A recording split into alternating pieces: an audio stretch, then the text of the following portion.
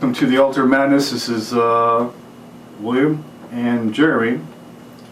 And Yo. William, Jeremy. So we just got back from watching The Witch, and so we'd like to give our opinions. This is going to be a spoiler video, so if you haven't seen it, check it out. Initial impressions, Jerry. My initial impression is I wouldn't say I didn't like the movie. I did like the movie. Lots of things about it I did like. Put it probably about a 7 out of 10 range on a happy day. Long shots, cinematography, lighting, all that, wonderful. I like slow burn movies, which is exactly what this was. So my initial impression is pretty good. Initially, I had doubts going into this movie because it is kind of the Salem witch trial time period, and so it just felt like an old story. Cinematography that was really good. I enjoyed a lot of the shots. Story I felt kind of dragged on a little, way too long. Yeah, I think it did build up and build up and build up, and I think they could have cut a few scenes, but basically what it did was it built up the characters, because basically that's what this movie is about. It's not really about the witch. It's about these people and what they experience, and extremely religious people and what they do, and the consequences of what they do. That's how I sum it up. Yeah. Cons. Cons is kind of what was mentioned. The story. Story itself wasn't so wasn't really a bad story. They drug it out a lot. It seemed like there was a lot of padding in there. Some of it I guess is probably due to the dialogue in which they speak. Yeah, we are speaking Old English from the 1600s. So a 10-word sentence turns into a 30-word sentence due to adjectives. But other than that, I mean, if you tell the story any other way, it's not gonna be told right. That's really my only con, is that I like slow movies, so I like the slowness, but there are scenes where it goes on and on. Yeah, I'd say so. My con, sorry to skip William here. My con actually, you do see very early on a witch, or what I presume to be a witch, and what is it? She kills a kid. No, a kid. She kills a baby. Baby. For sure. She. It's like spoiler. Sorry. Yeah. Yeah, I'm totally spoiling. It's almost like a blood sacrifice or something, and then which I'm thinking that she may be one of the ones at the end that one of the characters walks up on, a big ritual, but it would have been cool to actually see her. What, she had like some kind of, was it red purple hair or something? I mean, it was dark. The typical witch. While the coven, gathering around, they didn't have any clothes on. No, they were all naked. They were naked. Which I would have liked to see a closer shot of that. That's a big con there. I need a close up. But other than that, it was a good watching experience. It's not, I don't think, one of those films that I would watch, like, I would just wake up one day and be like, hey, I want to watch The Witch. It's a good film, but replay value, I don't know about what you guys think. Replay value, I'd probably watch it again, mainly due to the dialogue, as you mentioned. Yeah, the dialogue. But I don't know, it's really, parts of it are I would say boring. First time around, second time around, maybe not so much, since I know kind of now where it's going. But yeah, they could have trimmed it up quite a bit. And man, any cons? the biggest gripe, the biggest con for me is the tension. The sound is excellent. You have dead silence. You have these crackling sounds in the woods. All lead you to believe that something's going on there. And then when we get to something, it's kind of lackluster. I don't feel like it really delivered on that part. The payoff. The There's payoff. no payoff. Like Yeah. there's these, like you said, there's these scenes where it's like, you know, a lot of long shots, but like when they do a long shot of like the creepy forest or like the sunset, and then you hear this. The score is great. Yes. We should probably know that too, but the score, but the way the score is set up in the long shots. I don't know if they're meant to shock you, but like you're waiting for it, because I think it happens 2 or 3 times in the movie where it's like long shot, music goes on, and you're like, oh crap, something happened, but nothing happens. Then it cuts to black and it comes up on a scene that of a baby crying or something, you know, stuff like that. Just there's no payoff to that part on a lot of the stuff. Watching it like that, one of the things that it leads me up to is they leave you feeling unsettled, even when there's no payoff. It left me feeling unsettled. The atmosphere of it, yeah. So that even when the next time it happened, I would, you don't know if they're going to pay off, it's going to pay off, it's not going to pay off. So you get this long shot, creepy music, sound effects. Again, it doesn't pay off. Yeah. But there's that one part toward the end of the movie with the father that there really is no setup. There's no setup for that. That's true. There's no tension. Looking, and then bam, there it happens. So it goes both ways. They leave you feeling, they give you the unsettled feeling, and then leave you kind of hanging there, and then they just kind of pay it forward a little bit with the sudden, it happens, and you don't even expect it. I see what you're saying. So it's like when there is that tension moment, and you think something's going to happen, it doesn't happen. So basically, when that part you mentioned happened, you would have expected the creepy music and, You'd expected something. tension. Yeah, but That's a good point. Yeah. very spontaneous at that point. I didn't see it coming. Now, for the longest time, I thought the part where the one Puritan scares the little kids and says, "When I go to sleep, I become the witch, and I'm gonna," and then the other guy's like, stop. The term you use, stop, making stuff up. Yeah. And she never denied that, and the whole way through the movie, I'm like, she never denied that. Did she not? Not until. But I mean, not until they told on her. I wouldn't trust a witch. Basically. I never trust a witch to live. But I mean, seriously though, like the way the characters interact with her. They're, from that time period, super religious, super paranoid, and all these things happen. And you say that, and I want to say something that's good about it, is that it is true to the time period. The dialect is spot on. The clothing, the atmosphere, the general feeling of what it's like to be in that time period, to be in the 1600s, I think they did a really good job on that. So I don't want to take anything away from that, because the overall aesthetics of it came out good. As a period piece, it's really well done. And the way the characters would react in those circumstances in those times. Yeah. Yeah, I mean, everything looked really good. It has nothing with the dialogue, the woods, the cinematography, everything made you feel like there's nothing, they are really out there alone in the woods in the 16th century, 1600s. Yeah. They are out there alone. There's no one there. So it was very authentic in that manner.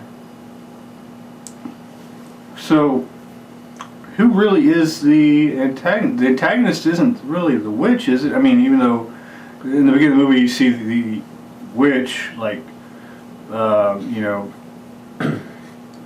killing, mutilating a baby, and like, it's pretty gory. She was like bathing in the blood, like Elizabeth Bathory. And I wish that would have been elaborated on, or you come back to it, but they didn't. They left some mystery. So sometimes mystery is good. I think, at least the perspective I got from it, was that it wasn't so much about the witches. Mm-hmm. And sorry, spoiler, there are more than one witch in this movie. Or she takes many forms, but at the end we do see multiple individuals. So, what I got from it was they are the backstory to it. And the movie is all about temptation. So, the younger brother was lusting for the oldest sister. The two twins, they were bearing false witness, telling lies, and trying to convince their parents that the sister was really a witch. Well, yeah, they all suspect that she's the witch, and it's ironic though, because I mean, they're literally attacking. I mean, people are dying around her that she's with, and I think it's the father's wife starts attacking her, strangling her to death. Is that right? Is that yeah? So basically, they're all convinced she's the witch, with really no just paranoia, right? Because Yeah, they're all convinced that nothing has actually happened except for the baby missing. Yeah. Which they don't know what happened to the baby. I mean, they didn't link that to her. I mean, and then when Caleb, the son, goes off into the woods with her, and then she comes back and he doesn't. Yeah, Again, they suspect it. Yeah, he comes back.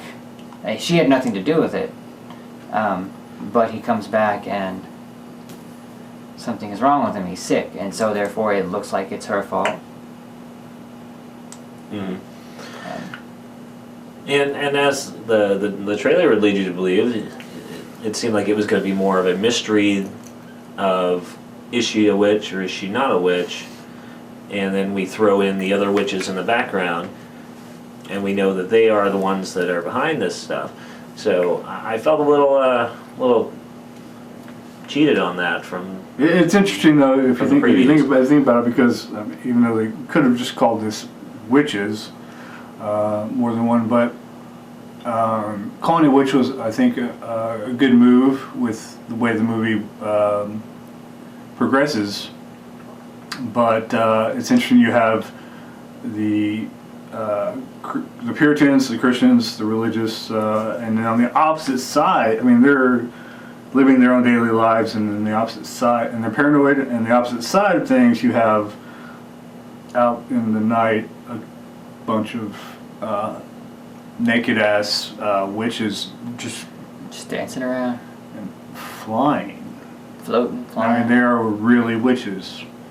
And the one that they constantly are after, trying to kill, thinking that that's a witch, when it's not. What happens to her? She's basically, everyone she was with is dead, right? Yes. Yeah. So she has no choice, and the way she was treated from what I get, the way she was treated and accused of being a witch, it's quite ironic that she joins the witches. She becomes a witch. She is the witch. Do you think that maybe the coven chose her, and that's why all this happened to her? She has those voices. Good point. Yeah. Like they were bringing her in, because from the very By beginning, getting rid of everyone else. when they first leave the plantation at the beginning, even then she's quiet. She doesn't know what she doesn't move. Caleb has to come back and get her. That's right. And True. they go out there, and all this stuff happens around her, but nothing really happens to her. Yeah, That's a good point, she's the one that is not killed. Like when they were in the barn toward the end. Mm-hmm. Oh yeah. She's alive. Yeah, alive. everyone else in the Unharmed. barn is When gone. they go out to the woods, her and Caleb. Caleb is the one that gets lost and gets taken there. The baby, she's with the baby. The baby gets taken there. Yeah. Good point. So they set her up to look like it, and it made all this stuff happen to her. And it kind of, now putting everything together, it makes me think that they chose her. That's a good point. be a witch. That's a really good point. Yeah. So that's why there isn't. I mean, that also explains a lot of the slowness. A lot of things that happen. The reason there's no payoff to some of these things because a lot of it is centered around her. Yeah. And there's nothing to pay off really yet. It only really pays off on other characters. That's a very good point. Was her becoming a witch a good enough of a payoff as an ending? Because it ended, and she's floating through the trees or whatnot, and she seems pretty content, like that's where she belongs. Obviously, she didn't belong with the other group because Well, they were gonna take her and gonna kill her. give her away. Mm-hmm. Yeah, give her what? Yeah, Give her away, yeah. they were, and so she was. She probably. It seems like you're right. She was chosen. Not much is explained as to why, or a lot of unexplained things, but I don't know. I'd say it is one of the better horror films that I've seen. If you consider it a horror film, do you consider it a horror film? It's a horror film. Yeah. Stylistically, Suspense. they did something different. I haven't seen anything quite like it. It Follows is probably as close as it comes, and that's a love it, hate it As far kind of as thing. uniqueness. Uniqueness, the way they shot it, the storyline. It's not your typical point A to point B kind of story. It's definitely no Poltergeist remake. Sarcasm. Yeah, I don't know. The sort of supernatural films, I still hold The Conjuring up there. I think there's a sequel coming out, but yeah, the first The Conjuring, I think is a really solid horror film. And honestly, I'm trying to think of. Well, It Follows is really cool. Oh, another one I can kind of compare it to. Sort of in a dialect department and also in a slower burn, and sometimes you don't get a lot of payoffs, is The Babadook. You've seen The Babadook. I've heard a lot about it. It's Australian? Yeah. Yeah. Yeah, I've not seen it yet. Let's see there. I was disappointed with that. Kind of the same feelings. Kind of same basically. feeling, yeah. So, That's why I compare it to that, because you do get a lot of the unsettling, non-payoffs Mhm. in The Babadook, but it does pick up slightly. But again, it leaves me with the same feeling. yeah. Like, you could have cut some of this, and you could have went on a little more here. Perhaps made it better in my eyes. Yeah. Well, no film is perfect. For Except sure. John Carpenter's the thing. Well, yeah, besides John Carpenter and almost everything he's ever done. But I think this pretty much wraps up our theatrical review of The Witch, which is The Witch. You guys have any final thoughts? I think we really thoroughly discussed the film. Well, I would say, since we've been here talking about it, I started off by giving it a 7 on a happy day. Talking it out a little more and coming up with a few more thoughts and ideas about it, I would actually bump my personal score up to an 8. The only reason I wouldn't give it a 9, because I like so much stuff about it, and we've talked so well about everything in the movie except for the story. Yes. If it's the fact that she's chosen and they're doing all this stuff to her to either A, it's trial for her to become a witch, or B, they're just trying to get rid of everyone around her so she can be a witch and drive her to it. It makes me feel a little bit better about the story. There are some parts in the movie that maybe after rewatching it you might be able to pick up more of that. I'm not sure. After first viewing, it's hard to say. And Jerry brings up good points. My initial score would have been about a 4 overall. Thinking about the deeper concept of it, and something we didn't really talk about is that there's a religious theme to it here, that the devil's not out there in the woods. The devil's right here beside you. He's the one whispering in your ear. Is that there would probably make it a 7. I'd give it a 7 now. So thinking about the underlying elements of the story. Sean? I think I'd give it, because I like to be very specific with my decibels, 7.5. I'd give it a 7.5 right now. I'd give it a 7.5 after really thinking about it. It may not be one of those movies like that I wake up one day and say I want to watch The Witch, or a movie that I see as many times as I've seen Predator, Aliens, or The Thing. But I think it was a really well executed film, really well directed. Yes. Score was great. As a period piece, acting was spot on. And I don't know how well it's going to do at the box office, and that's really beside the point, because I don't really care, because it's a pretty cool movie. And The fact that it got a release. That it got a wide release. Yeah, that it got a wide release was pretty cool, even though Ip Man 3 did not get one. Ip Man 3, okay. Anyways, so yeah, that's about it. I would recommend watching it. It's worth a watch. Why not? I mean, there really aren't a lot of films showing, in my opinion, that I would really go pay to see, except for maybe Deadpool like 4 more times. But other than that, this is once again William and Jeremy, and we'll see you next time in the Altar of Madness. Follow the buzz.